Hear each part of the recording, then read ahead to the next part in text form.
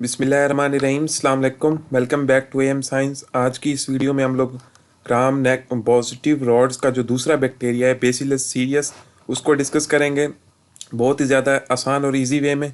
आपने इस वीडियो को पूरा देखना है, आपको हर एक चीज़ इस बैक्टीरिया के रिलेटेड मैं सब कुछ क्लियर कर दूंगा।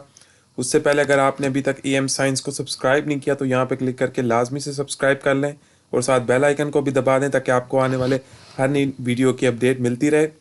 और आपने प्लेलिस्ट में जाके बाकी बैक्टीरियाज की वीडियोस को भी देख लेना है। यहाँ पे क्लिनिकल बैक्टीरियोलॉजी जी की प्लेलिस्ट आपको मिल जाएगी।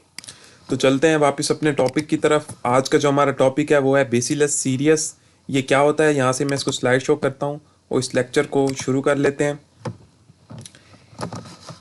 यहाँ से मैं इसको स्लाइड शो करता हूँ तो ये हमारा लेक्चर यहाँ पे ओपन हो चुका है। यहाँ से मैं नेक्स्ट स्लाइड करता हूँ। तो आज का जो हमारा टॉपिक है वो है बेसिलस सीरियस। ये क्या होता है कि ये ग्राम पॉजिटिव रॉड्स है। अब हमने देखा कि जो हमने पहला बैक्टीरिया डिस्कस किया था बेसिलस एंथ्रेसिस, वो भी ग्राम पॉजिटिव रॉड था। ये दूसरा ग्राम पॉजिटिव रॉड है जिसका नाम है बेसिलस सीरियस। इसका देख लेते हैं कि सबसे पहले ये कौन कौन सी डिजीज़ करवाता है। अब जो है ये 3 किस्म की बेसिकली डिजीज़ करवाता है। जो सबसे पहली डिजीज़ है वो है फूड पॉइजनिंग। ये वर्ड आपने याद रखना है क्योंकि फूड पॉइजनिंग जो है और डिजीज़ में भी होता है, लेकिन मोस्ट स्पेसिफिक जो इसका जो फूड पॉइजनिंग है वो रीहीटेड फ्राइड राइस की मदद से होती है। अब फूड पॉइजनिंग क्या है? फूड पॉइजनिंग ये है कि आप कोई भी कंटेमिनेटेड फूड खा लेते हो तो उसकी वजह से जो पॉइजनिंग होती है उसको फूड पॉइजनिंग कहते हैं। और इस बैक्टीरिया की स्पेसिफिक फूड पॉइजनिंग किस वजह से होती है कि रीहीटेड फ्राइड राइस, यानी जो चावल होते हैं उनको अगर दोबारा रीहीट करके या फ्राइड राइस को रीहीट करके खाया जाए तो उसकी वजह से इसकी पॉइजनिंग हो जाती है। कैसे होगी, कैसे ट्रांसमिशन होगी, वो हम आगे जाके डिस्कस करेंगे। अभी आपने इस वीडियो के साथ बने रहना है। नेक्स्ट देखते हैं कि अब जो ये फूड पॉइजनिंग है इसमें आगे 2-3 और फीचर्स आ जाते हैं। अब एक पेशेंट है, उसको फूड पॉइजनिंग हो गई, ठीक है, इस बैक्टीरिया की वजह से। तो जो सबसे पहली डिजीज उसको होगी एमेटिक या वोमिटिंग सिंड्रोम होगा। अब ये सिंड्रोम है क्या, इसके क्या फीचर्स हो सकते हैं? अब ये जो है ये होती है रिकरेंट और साइक्लिक एपिसोड, यानी बार बार अगर एक पेशेंट है उसको बहुत ज़्यादा नोजिया हो रहा है, वोमिटिंग हो रही है, टायर्डनेस हो रही है, लेथार्जी हो रही है, तो उसको बोला जाता है इमेसिस या वोमिटिंग। लेकिन अगर ये बार बार हो, रिकरेंट हो, यानी साइक्लिक एपिसोड हो, एक के बाद एक हो, तो उसको बोला जाता है इमेटिक सिंड्रोम यानी वोमिटिंग सिंड्रोम। और ये एक कुछ घंटों से लेकर 10 दिनों तक भी रह सकता है। तो ये चीज़ आपने ध्यान में रखनी है। इसमें से मैं कुछ टर्म्स आपको मैं बता देता हूँ। सबसे पहली नोजिया है। नोजिया क्या होता है कि सेंसेशन ऑफ वॉमिटिंग, यानी वॉमिटिंग या उल्टी का महसूस होना कि अभी आ जाएगी, लेकिन उसको बोला जाता है नोजिया। और वॉमिटिंग है ही यही कि उल्टी आ जाना। और उसके बाद टायर्डनेस, लिथार्जी, ये है कि बहुत ज़्यादा एनर्जी लो हो जाना, बहुत ज़्यादा थक जाना, लिथार्ज में यानी सुस्त हो जाना। तो ये चीज़ होती है एमेटिक सिंड्रोम में। ये 2-3 चीज़ें होती हैं, इस चीज़ को आपने याद रखना है। ये फूड पॉइजनिंग के ही फीचर मैं आपको बता रहा हूँ। दूसरा जो इसमें फीचर होता है वो है डायरियल सिंड्रोम। अब डायरियल, नॉर्मली डायरिया तो वही होता है जो वाटरी स्टूल या ब्लडी स्टूल्स होते हैं, लेकिन इसमें मोस्ट स्पेसिफिक वाटरी स्टूल्स होते हैं। और इस सिंड्रोम में क्या होता है कि वो इस recurrent episode of watery diarrhoea होगा, यानी बहुत ज़्यादा वाटरी स्टूल आएगा पेशेंट को और बार बार आएगा। ये दूसरा फीचर हो गया इस फूड पॉइजनिंग का। तीसरा जो फीचर है यहाँ पे वो है गैस्ट्रोएंटराइटिस। अब आप देखें गैस्ट्रोएंटराइटिस क्या है कि ये जो है inflammation of the lining of the intestine, यानी जो कि इंटेस्टाइन के इर्द गिर्द म्यूकोजल लाइनिंग है उसकी इन्फ्लेमेशन हो जाना। Itis mean inflammation, enteritis mean intestine और गैस्ट्रो मीन गैस्ट्रिक, तो इसकी इन्फ्लेमेशन हो जाना। ये 3 मेन फीचर होते हैं फूड पॉइजनिंग में। अब जो फूड पॉइजनिंग है और बैक्टीरियाज भी करवाते हैं, वायरसेस भी करवाते हैं, लेकिन ये most specific reheated fried rice से होता है। तो ये चीज़ आपने याद रखनी है। बाकी ये 3 चीज़ें तकरीबन और डिजीज़ में भी सेम होती है। मेन डायग्नोस्टिक टूल जो है वो रीहीटेड फ्राइड राइस ही है। और इसके अलावा आपने ये जो है रिकरेंट एपिसोड ये याद रखने हैं क्योंकि ये भी मोस्ट स्पेसिफिक इसी में ही हो रहे होते हैं। अब नेक्स्ट देख लेते हैं कि इसकी जो है हैबिटेट क्या है और ये कैसे ट्रांसमिट होता है। अब जो है ना इसकी हैबिटेट जो है, सबसे पहले हमने देखा अभी कि ये ग्रेन्स यानी राइस, चावलों से ये फैल रहा था कि हमने उसको रीहीट किया तो उसके ज़रिए ये फैलना शुरू हुआ। तो ग्रेन्स जो होते हैं बहुत ज़्यादा, जैसे वीट, बार्ले, ओट्स, राइस, इन सब चीज़ों में आ जाता है। लेकिन मोस्ट स्पेसिफिक ये बैक्टीरिया राइस है, तो राइस का लफ्ज़ आपने कभी नहीं भूलना इस बैक्टीरिया से रिलेटेड। उसके बाद जो है वो ट्रांसमिशन इसकी कैसे होगी। अब जो ट्रांसमिशन है ना वो इसकी होती है स्पोर्स के ज़रिए। अब स्पोर्स के ज़रिए कैसे इसकी ट्रांसमिशन होगी कि जब हम चावल या राइस को प्रिपेयर करते हैं, उसको बॉयल करते हैं, पकाते हैं, तो उसके दौरान जो इसके स्पोर्स हैं बैक्टीरिया के, वो सर्वाइव कर जाते हैं। तब वो बिल्कुल भी जर्मिनेट नहीं कर रहे होते। स्पोर्स का मतलब ही यही है कि वो हीट पे जब उसको बॉयल किया जाता है तो वो सर्वाइव कर जाता है। नॉन डोरमेंट या डोरमेंट फी इसकी होती है स्टेजेस। तो ये मतलब सरवाइव कर जाएगा जब भी हीटिंग होगी। तो उसके बाद अब ये डिजीज ट्रांसमिट कैसे होगा फिर जब हम जर्मिनेट ये तब होगा कि जब हम राइस को दोबारा वार्म टेम्परेचर पे गर्म करते हैं, तो ये जो स्पोर्स हैं जो बॉइलिंग के दौरान सरवाइव कर गए थे उस वक्त, दोबारा जर्मिनेट हो जाते हैं और फिर ट्रांसमिट होना शुरू हो जाते हैं। तो हैबिटेट में राइस इसका हैबिटेट है, वहीं से इसने बसेरा मतलब जन्म लिया और फिर ट्रांसमिट स्पोर्स के जरिए रीहीटेड राइस में हुआ। तो ये चीज़ आपने जहन में रखना है। अब नेक्स्ट देख लेते हैं कि इसकी अब पैथोजेनेसिस क्या होगी। अब जो है ना पैथोजेनेसिस, वो इसमें कुछ टॉक्सिन्स होंगे। 3 किस्म के टॉक्सिन्स होते हैं। जो पहला टॉक्सिन है वो है, 2 एंटेरोटॉक्सिन है और एक जो टॉक्सिन है वो अलग है। अब जो पहला टॉक्सिन है वो स्टेफलोकोकस एंटेरोटॉक्सिन उसकी तरह एक्ट करता है। बेसिकली ये स्टेफलोकोकस एंटेरोटॉक्सिन नहीं है, लेकिन ये उसकी तरह ही एक्ट करता है। सेम उसी की तरह के फीचर हैं। एंटेरोटॉक्सिन यानी इंटराइटस, जैसे हमने देखा कि गैस्ट्रोइंटेस्टाइनल या उसमें डिजीज करवा रहा, तो उसी के नेम से एंटेरोटॉक्सिन है। सबसे पहला जो है वो एक्ट लाइक स्टेफलोकोकस एंटेरोटॉक्सिन। ये हमने स्टेफलोकोकस आरियस में भी देखा था कि ये टॉक्सिन मौजूद था और वहाँ पे भी डिजीज करवा रहा था।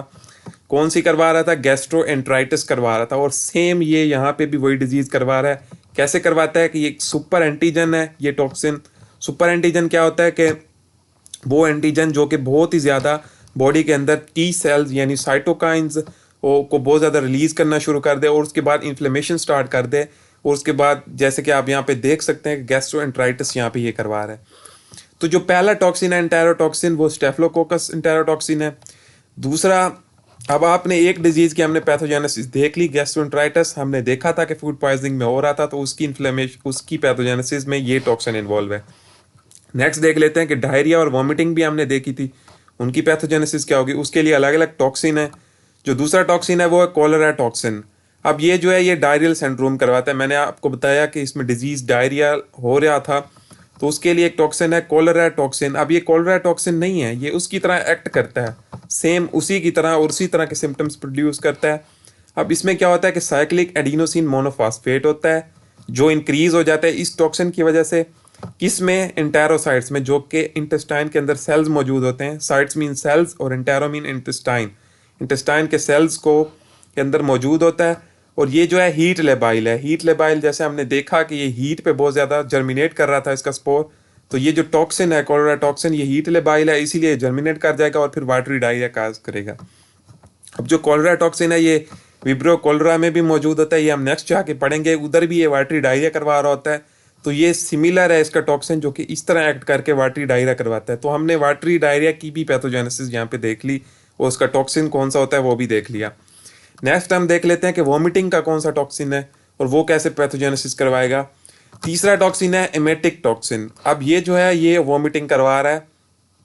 एमेटिक टॉक्सिन का जो दूसरा नाम है वो सेलुलाइड भी इसको कह सकते हैं। ये प्रोड्यूस होता है और ये जाके एमेटिक सिंड्रोम करवाता है, जो कि हमने देखा कि रिकरेंट वॉमिटिंग के एपिसोड्स आ रहे थे पेशेंट को। तो आपने जो 3 हमने डिजीज डिस्कस की, गैस्ट्रोएंट्राइटिस, वॉमिटिंग, डायरिया, उन तीनों में ये 3 टॉक्सिन आपने लाजमी याद रखने हैं। जो गैस्ट्रोएंट्राइटिस का था वो स्टेफलोकोकस एंटेरोटॉक्सिन, कोलेरा टॉक्सिन डायरिया के लिए, और एमेटिक टॉक्सिन एमेटिक सिंड्रोम के लिए। पैथोजेनेसिस भी यहाँ पे हमारी क्लियर हो गई। उसके बाद नेक्स्ट चलते हैं कि अब इसकी जो है कैरेक्टरिस्टिक्स कौन कौन सी हैं मोस्ट स्पेसिफिक। अब जो सबसे पहली कैरेक्टरिस्टिक्स है, हमने देखा कि ये ग्राम पॉजिटिव रॉड था, दूसरा बैक्टीरिया हमने देखा। और इसकी जो दूसरी कैरेक्टरिस्टिक्स है वो है कि ये शॉर्ट चेन बनाता है। अब हम देखें कि बेसिलस एंथ्रेसिस में हमने देखा कि वहाँ पे लॉन्ग चेन्स बन रही थी, यहाँ पे इसकी शॉर्ट चेन्स बनती हैं। ये बात हो गई, ये मेन फीचर है। इसके बाद नेक्स्ट अगर इसका हम फीचर देखें कि ये भी एरोबिक बैक्टीरिया है, यानी ऑक्सीजन की मौजूदगी में ये आगे जर्मिनेट करेगा। बेसिलस एंथ्रेसिस भी एरोबिक बैक्टीरिया था, ये फीचर इन दोनों का बिल्कुल सेम है। नेक्स्ट देख लेते हैं कि इसके तीसरा फीचर जो है वो स्पोर है। हमने देखा कि ये राइस में स्पोर्स की मदद से फिर ट्रांसमिट हो रहा था उसमें स्पेसिफिक किस्म के जो स्पोर्स होते हैं वो एंडोस्पोर होते हैं और उसी से ये ट्रांसमिट होता है और फिर आगे जाके पैथोजेनेसिस में हमने देखा और डिजीजेज में देखा जो ये डिजीजेज काज कर रहा था। तो करेक्टरिस्टिक्स में ये 3 करेक्टरिस्टिक्स आपने याद रखनी है।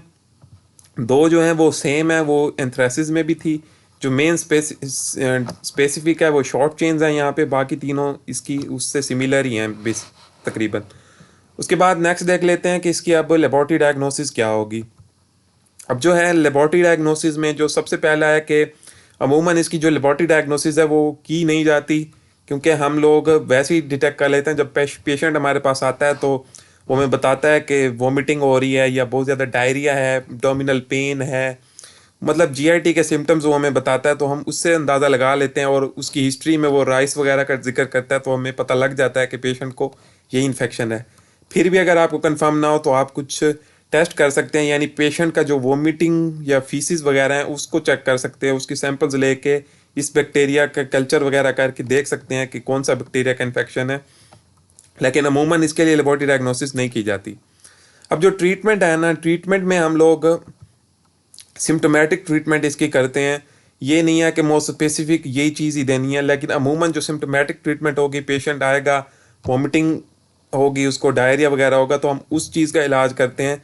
लेकिन कुछ एंटीबायोटिक्स स्पेसिफिक हैं जो कि हम इस बैक्टीरिया के खिलाफ दे सकते हैं। अब यहाँ पे एक चीज़ मैं आपको बता दूं कि यहाँ ये जो बैक्टीरिया है ये बीटा लैक्टम एंटीबायोटिक रेजिस्टेंस पैदा करता है। हमने देखा अभी तक बहुत ज़्यादा बैक्टीरिया ऐसे आए थे पीछे भी जो एंटीबायोटिक रेजिस्टेंस पैदा कर रहे थे, जिनके अंदर बीटा लैक्टम एंजाइम्स मौजूद थे, जो कि बीटा मतलब बहुत ज़्यादा एंटीबायोटिक रेजिस्टेंस पैदा हो जाती है। यानी रेजिस्टेंस मीन के मतलब वो एंटीबायोटिक उसके लिए इफेक्टिव नहीं होंगी, हम देते रहेंगे लेकिन उससे कोई फ़र्क नहीं पड़ेगा। उसके लिए हम ना उसका जो एक तोड़ ढूंढते हैं वो है, सबसे पहला जो है वो वैंकोमाइसिन है, सेल वॉल इनहिबिटर। वो ड्रग ऑफ चॉइस है कि हम यहाँ इस डिजीज़ में हम दे सकते हैं। इसके अलावा कार्बिपिनाम, क्लिंडामाइसिन ये भी दे सकते हैं। उसके बाद जो कुछ और एंटीबायोटिक्स हैं, एक है जेंटामाइसिन, स्पेसिफिक है, ये भी दे सकते हैं। ये क्या है कि इसके अलावा क्लोरमफेनिकॉल है। जेंटामाइसिन क्या है, अमाइनोग्लाइकोसाइड है। इसके अलावा एथ्रोमाइसिन हम दे सकते हैं, मैक्रोलाइड्स का ग्रुप में से है। तो ये कुछ एंटीबायोटिक्स हैं जो स्पेसिफिक हम इस डिजीज़ में देते हैं, लेकिन हमें रेजिस्टेंस का ख्याल रखना है कि ऐसी कोई एंटीबायोटिक नहीं देनी जिसके खिलाफ रेजिस्टेंस पैदा हुई है। और मोस्टली सिम्टोमेटिक इसकी ट्रीटमेंट करनी है। कलर स्कीम से आप याद रख सकते हैं इसको आसानी के साथ। उसके बाद नेक्स्ट देख लेते हैं कि अब इसकी प्रिवेंशन हम कैसे करेंगे। ज़ाहिरी बात है कि इसकी वैक्सीन वगैरह तो है नहीं, हम इसको कुछ और तरीक़ों से प्रिवेंट करेंगे। सबसे पहला तरीका है कि हम जो फूड है उसको एक ख़ास टेम्परेचर पे रखेंगे। अगर हमने उसको हॉट फूड को रखना है तो हम 60 डिग्री से अबव रखेंगे, और अगर कोल्ड फूड है यानी ठंडी, उसके लिए हम बिलो 4 डिग्री जाएंगे ताकि हम उस स्पोर्स की फॉर्मेशन को रोक सकें। आप इस टेम्परेचर को याद रख सकते हैं कि कौन से टेम्परेचर पे हम इस स्पोर्स की फॉर्मेशन को रोक सकते हैं। तो ये चीज़ हमें प्रिवेंशन में बहुत ज़्यादा हेल्प करती है। उसके बाद जो नेक्स्ट चीज़ है कि जो पकाने वाला बंदा है वो बहुत ज़्यादा अपने सफाई का ख्याल रखे, यानी वॉश हैंड्स करे, बर्तन को अच्छी उटेंसिल्स को अच्छी तरह धोए हॉट स्पॉन्जी वाटर से। इसके अलावा जब भी कोई पोल्ट्री या मीट वगैरह यानी गोश्त वगैरह को टच करे तो उसके बाद भी हाथ साफ करने चाहिए। इसके अलावा खाना पकाते हुए, खाना से पहले सब कुछ ये सफाई का बहुत ज़्यादा ख्याल रखें। इसके अलावा राइस को जितना ज़्यादा वो रीहीटिंग ना करें, उससे आप इस बैक्टीरिया के इन्फेक्शन से बहुत ही आसानी के साथ बच सकते हैं।